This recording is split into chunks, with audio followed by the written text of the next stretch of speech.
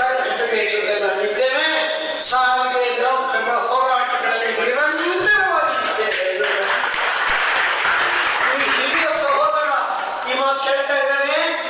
ನೀವು ಒಂದು ಪ್ರತಿಯೊಬ್ಬರೂ ಕೂಡ ನಿಮ್ಮ ನಿಮ್ಮ ಡಿಪೋಗಳಲ್ಲಿ, ನಿಮ್ಮ ನಿಮ್ಮ ಕಾರ್ಯಕ್ಷೇತ್ರದಲ್ಲಿ ಪ್ರತಿ ಒಬ್ಬರನ್ನು ಭೇಟಿಯಾಗಿ ನೀವು ಸಂಪನ್ನ ವಹಿಸಲೇಬೇಕು. ಈ ಸಂಪಿನಲ್ಲಿ ನೀವೇನಾದ್ರೂ ನಿಷ್ಕಾಳಜಿ ಮಾಡಿದ್ರಿ ಅಂದ್ರೆ ಇಷ್ಟು ವರ್ಷ ಏನು ಗೆದ್ದಿದ್ದೇವೆ ಎಲ್ಲವನ್ನೂ ಕಂಡುಕೊಳ್ತದೆ. ಒಂದು ಕಡೆ 35 ತಿಂಗಳು, ಇನ್ನೊಂದು ಕಡೆ 28 ತಿಂಗಳು. ಯಾವ ನ್ಯಾಯ ಇದು? ಸಂಧಾನ ಮಾಡೋ ರೀತಿ ಇದು, ವೇತನ ಪರಿಷ್ಕರಣೆ ಮಾಡುವಂತಹ ವಿಧಾನ ಇದು ಇಲ್ಲ. ಆ ದೃಷ್ಟಿಯಿಂದ ನಾವು ಹಕ್ಕಿಗಾಗಿ ಹೋರಾಟ ಮಾಡ್ತಾ ಇದ್ದೇವೆ. ಹಕ್ಕು, ಸಾರಿಗೆ ನೌಕರರ ಹಕ್ಕು. ನಾವು ಹಕ್ಕನ್ನು ಬಿಟ್ಟುಕೊಡ್ತಾ ಇರಲಿಲ್ಲ. ಸ್ಯಾಕ್ರಿಫೈಸ್ ಮಾಡೋದಿಲ್ಲ, ಬ್ಯಾಕ್ ವೇಜಸ್ ಸ್ಯಾಕ್ರಿಫೈಸ್ ಮಾಡೋದಿಲ್ಲ. ಬ್ಯಾಕ್ ಡೇಟೆಡ್ ಸೆಟಲ್ಮೆಂಟ್ ನಾವು ತಗೊಂಡೇ ತಗೊಳ್ತೇವೆ. 1/1/24 ಹೊಸ ಸೆಟಲ್ಮೆಂಟ್ ಆಗಲೇಬೇಕು. ಅಂಡ್ ವಿತ್ ಇಂಟ್ರೆಸ್ಟ್ ಆಗಬೇಕು. It's not just a wage, but they must be interest of the way. ಯಾಕೆ ನಮಗೆ ಡ್ಯೂ ಇದೆ ಅದು 1/1/24 ಅದೇ ರೀತಿಯಾಗಿ 35 ತಿಂಗಳ ವೇತನ ಡ್ಯೂ ಇದೆ ನಮಗೆ. ಆ ವೇತನ ವ್ಯತ್ಯಾಸ ಕೊಡಲೇಬೇಕು. ಎರಡು ಅನ್ಕಾಂಪ್ರಮೈಸಿಂಗ್ ಡಿಮ್ಯಾಂಡ್ಸ್. ಯಾವ ಕಾರಣಕ್ಕೂ ಕಾಂಪ್ರಮೈಸ್ ಮಾಡೋದಿಲ್ಲ. ಇದಲ್ಲದೆ ಹೆಚ್ಚು ದುಡಿಯುವುದನ್ನು ಪಡಿಬೇಡಿ. ನಾವು ಸರ್ಕಾರಿ ನೌಕರರಿಗಿಂತ ಹೆಚ್ಚು ಸಂಬಳವನ್ನು ತಗೊಳ್ಳುವ ಯೋಗ್ಯತೆ ಉಳ್ಳವರು, ಅರ್ಹತೆ ಉಳ್ಳವರು ಎಂದು ಮಲ್ಲಿಗೆ. ಆ ದೃಷ್ಟಿಯಿಂದ ನಾನು ಈ ಸಭೆಯಲ್ಲಿ ಭಾಗಿಸುವಂತಹ ಒಂದು ಅವಕಾಶ ದೊರೆತಿದೆ ಅಂತ ಈ ಮಾತುಗಳಲ್ಲಿ ಹೇಳ್ತಾ ಇದ್ದೇನೆ. This will be the fight to finish. Fight to finish. ಹೃದಯವಂತರಾದಂತೆ ಈ ಮಾತನ್ನು ಹೇಳ್ತಾ ಇದ್ದೀನಿ. ನೀವು ಪಾರ್ಟಿಸಿಪೇಟ್ ಮಾಡೋದಷ್ಟೇ ಅಲ್ಲ, ನೀವು ಒಬ್ಬೊಬ್ಬರು 50 ಜನ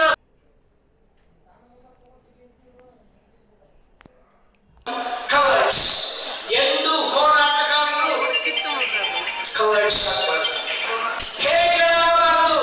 ನಾವು ಬೇರೆ ನಾವು ಆ ವೀರತ್ವವನ್ನು ತೋರಿಸಿ, ಶಕ್ತಿಯನ್ನು ತೋರಿಸಿ, ನಮ್ಮ ಶಕ್ತಿಯನ್ನು ತೋರಿಸಿ ನಮ್ಮ ಬೇಡಿಕೆಯನ್ನು ಪಡ್ಕೊಳ್ಬೇಕು ಅಂತ ಹೇಳಿ ನಿಮ್ಮೆಲ್ಲರಿಗೂ ಒಂದು ಕರ್ತವ್ಯ ಇದೆ.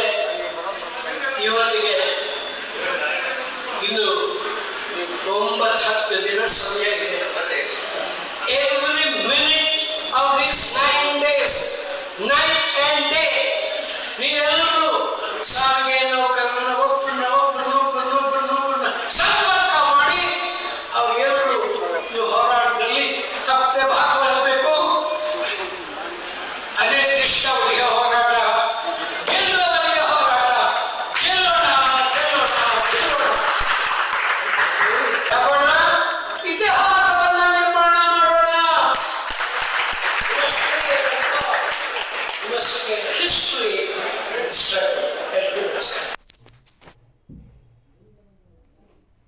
ಈ ಎಲ್ಲವನ್ನ ಚರ್ಚೆ ಮೂಲಕ ಬಗೆಹರಿಸಬೇಕು ಅಂತಕ್ಕಂಥ ಬೇಡಿಕೆ ಪತ್ರವನ್ನು ಜಂಟಿ ಕ್ರಿಯಾ ಸಮಿತಿ ಜನವರಿ 2024 ಆಡಳಿತ ವರ್ಗ ಮತ್ತು ರಾಜ್ಯ ಸರ್ಕಾರಕ್ಕೆ ಸಲ್ಲಿಸಿದ್ದೀವಿ. ತದನಂತರ ಆ ಎಲ್ಲ ಬೆಳವಣಿಗೆಗಳು ನಿಮಗೆ ಗೊತ್ತಿದೆ. ರಾಜ್ಯ ಸರ್ಕಾರ ಮತ್ತು ಆಡಳಿತ ವರ್ಗ ಈ ನೌಕರರ ಬೇಡಿಕೆಗಳನ್ನು ಪರಿಪೂರ್ಣವಾಗಿ ಇತ್ಯರ್ಥ ಮಾಡುವಂಥ ಪ್ರಯತ್ನವನ್ನು ನಡೆಸಿದರೂ ಸಹ ನಮಗಿನ್ನೂ ಕೂಡ ವೇತನ ಬಾಕಿ ಇತ್ಯಾದಿ ಯಾವುದೂ ಕೂಡ ಸಂಪೂರ್ಣವಾಗಿ ಇತ್ಯರ್ಥ ಆಗಿಲ್ಲ. ಈ ಹಿನ್ನೆಲೆಯಲ್ಲಿ ಸರ್ಕಾರದ ಜೊತೆ ಅಂದರೆ ಮಾನ್ಯ ಮುಖ್ಯಮಂತ್ರಿಗಳ ಅಧ್ಯಕ್ಷತೆಯಲ್ಲಿ 4 ಸಭೆಗಳು, ಮಾನ್ಯ ಸಾರಿಗೆ ಸಚಿವರ ಅಧ್ಯಕ್ಷತೆಯಲ್ಲಿ ಹಲವಾರು ಸಭೆಗಳು ಮತ್ತು ಆಡಳಿತ ವರ್ಗದೊಂದಿಗೆ ಕೂಡ ಸಭೆಗಳು ನಡೆದಿದ್ದಾವೆ. ಈ ಸಭೆಗಳಲ್ಲಿ ಕಾರ್ಮಿಕರ ಪರವಾದಂಥ ಎಲ್ಲ ವಿಚಾರಗಳನ್ನು ನಾವು ಆಡಳಿತ ವರ್ಗ ಮತ್ತು ಸಾರಿಗೆ ನಿಗಮಗಳ ಆಡಳಿತ ವರ್ಗ, ಸರ್ಕಾರದ ಅಧಿಕಾರಿಗಳು ಮತ್ತು ಮಾನ್ಯ ಮುಖ್ಯಮಂತ್ರಿಗಳು ಮತ್ತು ಸಾರಿಗೆ ಸಚಿವರಿಗೆ ಎಲ್ರಿಗೂ ಕೂಡ ನಾವು ಮನವರಿಕೆಯನ್ನು ಮಾಡಿಕೊಟ್ಟು ಸಾರಿಗೆ ನಿಗಮಗಳ ನೌಕರರಿಗೆ ಏನು ದುಡಿತಕ್ಕಂಥ ಆ ಶ್ರಮ ಫಲ ಇದೆ ಅದನ್ನು ಅವ್ರಿಗೆ ಕೊಡಬೇಕು ಅಂತಕ್ಕಂಥ ಒಂದು ಎಲ್ಲ ವಿಚಾರಗಳನ್ನು ಅವ್ರಿಗೆ ತಿಳಿಸಿದ್ದೀವಿ. ಅವರು ಹಲವು ಬಾರಿ ಹಲವು ಸುತ್ತಿನ ಮಾತುಕತೆ ನಡೆದಿದೆ. ಸಾರಿಗೆ ನಿಗಮಗಳ ನೌಕರರಿಗೆ ಏನು ಇಷ್ಟೊಂದು ಮಾತುಕತೆ ನಡೆದು ಕಾರ್ಮಿಕರಿಗೆ ನಮಗೇನು ಇನ್ನೂ ಕೈ ಬರಲಿಲ್ಲ ಅಂತಕ್ಕಂಥ ಅತೃಪ್ತಿಯೂ ಕೂಡ ಇದೆ. ಆದರೆ ನಾವು ಸರ್ಕಾರದ ಜೊತೆ ಮಾತುಕತೆ ಆಡಲೇಬೇಕು, ಆಡಳಿತ ವರ್ಗದ ಜೊತೆ ಮಾತುಕತೆ ಆಡಲೇಬೇಕು ಮತ್ತು ಕಾರ್ಮಿಕ ಸಂಘಟನೆಗಳಿಗೆ ಅದರಲ್ಲೂ ವಿಶೇಷವಾಗಿ ಜಂಟಿ ಕ್ರಿಯಾ ಸಮಿತಿಯವರಿಗೆ ನಮಗೊಂದು ಜವಾಬ್ದಾರಿ ಇರೋದರಿಂದ ನಾವು ಅತ್ಯಂತ ಕಾಲಾವಕಾಶವನ್ನು ರಾಜ್ಯ ಸರ್ಕಾರ ಮತ್ತು ಆಡಳಿತ ವರ್ಗಕ್ಕೆ ಕೊಟ್ಟು ನಮ್ಮ ಬೇಡಿಕೆಗಳ ಬಗ್ಗೆ ನಾವು ಚಳುವಳಿಯನ್ನು ನಡೆಸಿದ್ದೀವಿ. ಆ ಚಳುವಳಿಯನ್ನು ನೀವು ಕೂಡ ಬೆಂಬಲಿಸಿದಿರಿ. ಇದರ ಎಲ್ಲರ ಭಾಗವಾಗಿ ಸಾರಿಗೆ ನಿಗಮಗಳ ನೌಕರರಿಗೆ ಕೊರೋನಾ ಇದ್ದದ್ರಿಂದ ನಾವು ರಿಯರ್ಸ್ ಕೊಡೋಕ್ಕಾಗಲ್ಲ ಅಂಥೇಳಿ ರಾಜ್ಯ ಸರ್ಕಾರ ಅಂದರೆ ಮಾನ್ಯ ಮುಖ್ಯಮಂತ್ರಿಗಳು ಹೇಳಿದರು. ಅದರ ನಂತರ 27ರಿಂದ ವೇತನ ಪರಿಷ್ಕರಣೆಯನ್ನು ಮಾಡೋದು ಅಂತಕ್ಕಂಥ ಅಂಶವನ್ನು ಹೇಳಿದರು. ಅದು ಸಹ ನಿಮಗೆ ತಿಳಿದಿದೆ. ಆದರೆ ನಾವು ನಿರಂತರವಾಗಿ ಹೋರಾಟ ಮತ್ತು ಚಳುವಳಿಯನ್ನು ನಡೆಸಿದರ ಭಾಗವಾಗಿ ಮಾತುಕತೆಯನ್ನು ನಡೆಸಿದರ ಭಾಗವಾಗಿ ನಿಮಗೆಲ್ಲ ಗೊತ್ತಿರೋ ಹಾಗೆ ಈಗ 38 ತಿಂಗಳ ಬಾಕಿನಲ್ಲಿ 26 ತಿಂಗಳುಗಳ ಬಾಕಿಯನ್ನು ಕೊಡಲಿಕ್ಕೆ 1272 ಕೋಟಿಯನ್ನು ರಾಜ್ಯ ಸರ್ಕಾರ ಅನುದಾನವನ್ನು ಸಾರಿಗೆ ನಿಗಮಗಳಿಗೆ ನೀಡಿದೆ. ಈಗ ಅದರಲ್ಲಿ ನಿನ್ನೆ ತಿಳಿದು ಬಂದಂಥ ವಿಚಾರ 450 ಕೋಟಿ ರೂಪಾಯಿ ಹಣವನ್ನು ಈಗಾಗಲೇ ಬಿಡುಗಡೆಯನ್ನು ಮಾಡಿದ್ದಾರೆ. ಇನ್ನು ಉಳಿದಂಥ ಏನು 12 ತಿಂಗಳ ರಿಯರ್ಸ್ ಇದೆ ಅದನ್ನು ಕೂಡ ಆಡಳಿತ ವರ್ಗವೇ ಭರಿಸಬೇಕು ಅಂತಕ್ಕಂಥ ಬೇಡಿಕೆಯನ್ನು ನಾವಿಟ್ಟಿದ್ದೀವಿ. ಇದ್ರ ಜೊತೆಗೆ 1/1/24ರಿಂದ ಏನು 25% ವೇತನ ಹೆಚ್ಚಳವನ್ನು ನಾವು ಕೇಳಿದ್ದೀವಿ. ಅದು ಭಾಳ ನ್ಯಾಯಸಮ್ಮತವಾಗಿದೆ ಮತ್ತು ಇವತ್ತಿನ ಬೆಲೆ ಏರಿಕೆಗೆ ಅದು ನೀವು ಕೊಡಲೇಬೇಕು ಅಂತಕ್ಕಂಥ ಒತ್ತಾಯವನ್ನು ಕೂಡ ನಾವು ಮಾಡಿದ್ದೀವಿ. ಆದರೆ ರಾಜ್ಯ ಸರ್ಕಾರ 1/4/25ರಿಂದ ನಿಮ್ಮ ವೇತನ ಪರಿಷ್ಕರಣೆಯನ್ನು ನಾವು ಮಾಡ್ತೀವಿ, ಪರ್ಸಂಟೇಜ್ ಏನಿದೆ ಅದನ್ನು ಮಾತನಾಡಿ ಅಂತಕ್ಕಂಥ ನೋಟಿಫಿಕೇಷನ್ನ ಮಾಡಿದ್ದಾರೆ. ಅದನ್ನು 18/2/2026 ಆ ನೋಟಿಫಿಕೇಷನ್ ತಂದಿದ್ದಾರೆ. ನಾವು ರಾಜ್ಯ ಸರ್ಕಾರ ಮತ್ತು ಆಡಳಿತ ವರ್ಗಕ್ಕೆ ಮನವಿ ಮಾಡಿದ್ದೀವಿ, ಕೂಡಲೇ ಇದನ್ನು ಪುನರ್ ಪರಿಶೀಲನೆಗೆ ಒಳಪಡಿಸಬೇಕು. ನಾವು 1/4/25 ಯಾವುದೇ ಸಂದರ್ಭದಲ್ಲಿ ಜಂಟಿ ಕ್ರಿಯಾ ಸಮಿತಿ ನಾವು ಒಪ್ಪೋದಿಲ್ಲ. ನಮಗೆ 1/1/24ರಿಂದ 4 ವರ್ಷಗಳ ಕಾಲ ಒಪ್ಪಂದದ ಅವಧಿ ಇರಬೇಕು ಅಂತಕ್ಕಂಥ ಅಂಶವನ್ನು ಕೂಡ ಭಾಳ ಸ್ಪಷ್ಟವಾಗಿ ತಿಳಿಸಿದ್ದೀವಿ. ನಿಮಗೆ ಈ ವಿಷಯ ಎಲ್ಲ ಗೊತ್ತಿದೆ. 3 ಬಾರಿ MD ಅವರ 4 ಜನ MD ಅವರ ಸಮ್ಮುಖದಲ್ಲಿ ಕೇಂದ್ರ ಕಚೇರಿನಲ್ಲಿ ಇತ್ತೀಚೆಗೆ ಸಭೆ ನಡೆದಿದೆ.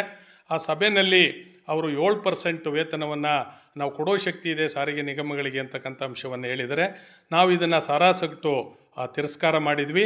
ತದನಂತರದಲ್ಲಿ ನಿನ್ನೆ ದಿನಾಂಕ 29/4/2026 ಮಧ್ಯಾಹ್ನ 2 ಗಂಟೆಯಿಂದ ಮಾನ್ಯ ಸಾರಿಗೆ ಸಚಿವರ ಅಧ್ಯಕ್ಷತೆಯಲ್ಲಿ ಕೇಂದ್ರ ಕಚೇರಿಯಲ್ಲಿ ಸಭೆ ನಡೆದಿದೆ.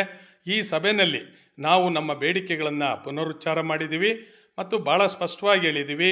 ನಾವು 1/1/24ರಿಂದ ನೀವು ವೇತನ ಪರಿಷ್ಕರಣೆಯನ್ನು 25% ಹೆಚ್ಚಳ ಮಾಡಬೇಕು ಅಂತಕ್ಕಂಥ ಅಂಶವನ್ನು ಹೇಳಿದ್ದೀವಿ. ನಾವು ಏನು ಜಂಟಿ ಕ್ರಿಯಾ ಸಮಿತಿ ಭಾಳ ಸ್ಪಷ್ಟವಾಗಿ ಹೇಳಿದೆ.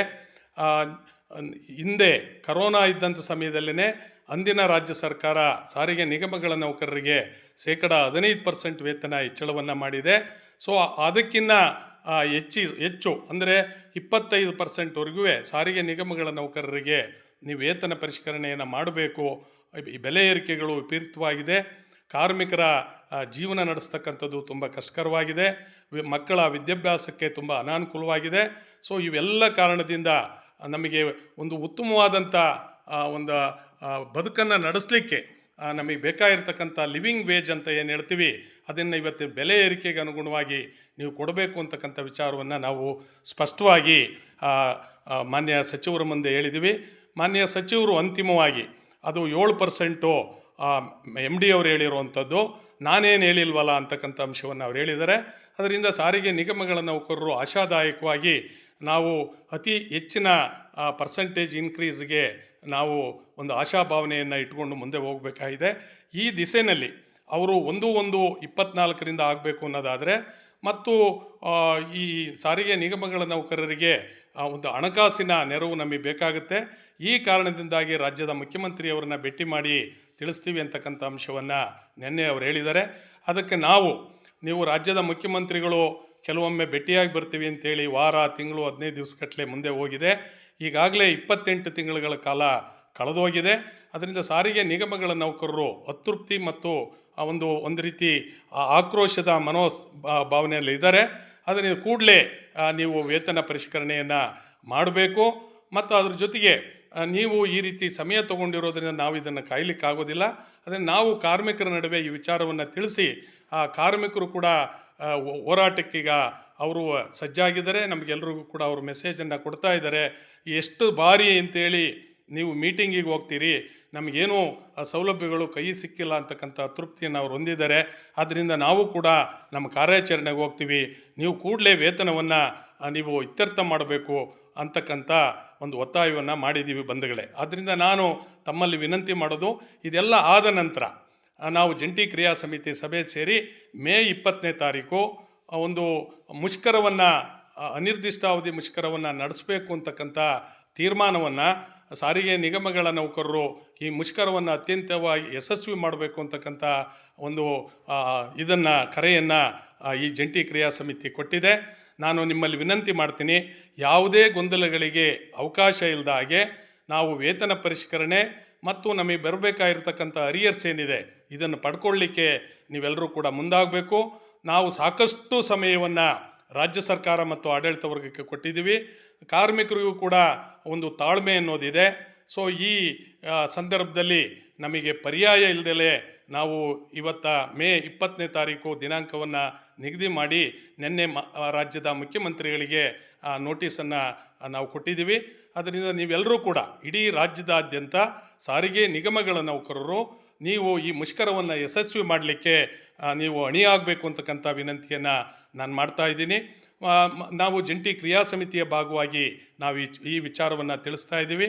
ನಮಗೆ 1/1/24ರಿಂದ ವೇತನ ಪರಿಷ್ಕರಣೆ ಆಗಬೇಕು, ಇಂಕ್ರಿಮೆಂಟು ಮತ್ತಿತರೆ ಭತ್ಯೆಗಳು ಹೆಚ್ಚಳ ಆಗಬೇಕು.